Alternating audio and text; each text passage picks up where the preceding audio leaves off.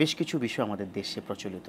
তার মধ্যে হচ্ছে বৃষ্টি মানে পূজার কারণে বৃষ্টি আসছে, বৈশাখের কারণে নবান্ন ধান মানে কি যেন বলে আমাদের দেশে যে ফসল ভালো হয় বৈশাখের কারণে, হ্যাঁ, পহেলা বৈশাখ উদযাপন করলে, এরকম নানামুখী কথা আমাদের দেশে প্রচলিত। বিষয়টা একটু ব্যাখ্যা দেওয়া দরকার। না, ব্যাখ্যা তো স্পষ্ট। একটা হচ্ছে যে দেবদেবীর কারণে নানান সময় আমরা শুনেছি এই অনেক আগে যে এমন সব বড় বড় মানুষ যারা রাষ্ট্র পরিচালনার দায়িত্বে ছিলেন, তারা দেবদেবীর দোহাই দিয়ে বলতেন যে এবার ফসলাদি হয়েছে তাদের কারণে। এগুলি একটা স্পষ্ট শিরিকের কথা, আমরা সুস্পষ্ট শিরক। মনে রাখবেন, শিরিক করলে সবচেয়ে আল্লাহ পাক বলছেন যে অমাইয়ু শিরিক বিল্লাহ ফাকাদ হারামাল্লাহু আলাইহিল জান্নাহ, অর্থাৎ যে শিরিক করবে তার জন্য জাহান্নাম আল্লাহ হারাম করে দিয়েছেন, এবং তার জন্য যার জন্য জান্নাত হারাম নিশ্চয় তার জন্য জাহান্নাম নিশ্চিত।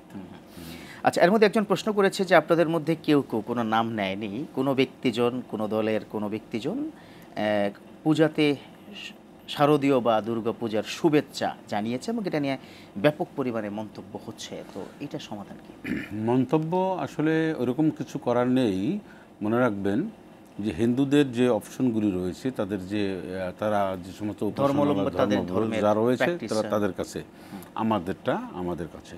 কিন্তু জনপ্রতিনিধি যিনি, সে দলীয় হতে পারে, তারপর রাষ্ট্রীয় কর্মচারীবৃন্দ হতে পারে, ধরুন কমিশনার বা পুলিশ কমিশনার, মানে যার যে দায়িত্বে সে এই জনপ্রতিনিধি তারা ওন করতে পারে। ওন বলতে তারা শুভেচ্ছা অথবা তাদের সার্বিক সহযোগিতা, নিরাপত্তা বা তাদের চলাচলের জন্য পানির ব্যবস্থাপনা, তারপরে নানান সুয়েরেজের যে সমস্ত প্রবলেম রয়েছে, এই পূজা মণ্ডপের এই কাজগুলি ওনারা করে দেবেন, এতে কোনো সমস্যা নেই।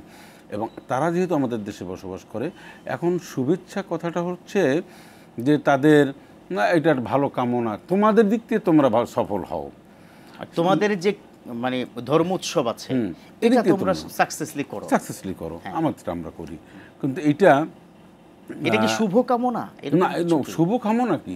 আপনি তারা যদি একজন অমুসলিম এসে যদি বলে যে আমি পরীক্ষা দেবো বা আমার ছেলে পরীক্ষা দেবো, তাহলে আমি কি বলতে পারি?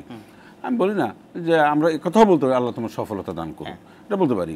সে যদি বিদেশে যায়, আমার কাছে যদি প্রতিবেশী এসে বলে একজন মুসলিম যে আমার ছেলে বিদেশে যাবে, এই যাবে, সেই যাবে, তাহলে আমরা বলতে পারি। কিন্তু জি এটা একটু আলোচনাযোগ্য বিষয়। একজন দর্শক অনেক অপেক্ষা করছে, ফোনটা নিয়ে নিচ্ছি। জি, প্রিয় দর্শক, কি বলছেন, কোথা থেকে বলছেন? প্লিজ আপনার প্রশ্নটা করুন। জি, আসসালামু আলাইকুম। আমার প্রশ্নটা হচ্ছে যে আমরা তো ওযু সহকারে নামাজ পড়ি, কোরআন তেলাওয়াত করি, তো ছোট ছোট দোয়া যেমন আস্তাগফিরুল্লাহ, দুরূদ শরীফ, যেমন সূরা ফাতিহা বা আয়াতুল কুরসি, এগুলো কি ওযু ছাড়া পড়া যাবে? ওযু ছাড়া পড়া যাবে কিনা সূরাগুলো বুঝতে পেরেছি। থাকুন বোন আমাদের সাথেই। জি, ওযু ছাড়া পড়া যাবে কিনা? না, ওযু ছাড়া কোরআন কারীম তেলাওয়াত করা যাবে। স্পর্শ করতে গেলে কোরআন কারীম তখন ওযুর প্রয়োজন। আর ওযু ছাড়া যদি পুতু পবিত্র থাকে, ওযু নাই বাট এমনি শারীরিক দিক থেকে পবিত্র, তাহলে কোরআন কারীমের যে কোনো সূরা আয়াত তেলাওয়াত করতে পারবেন, সব কিছু করতে পারবেন, কোনো অসুবিধা নেই।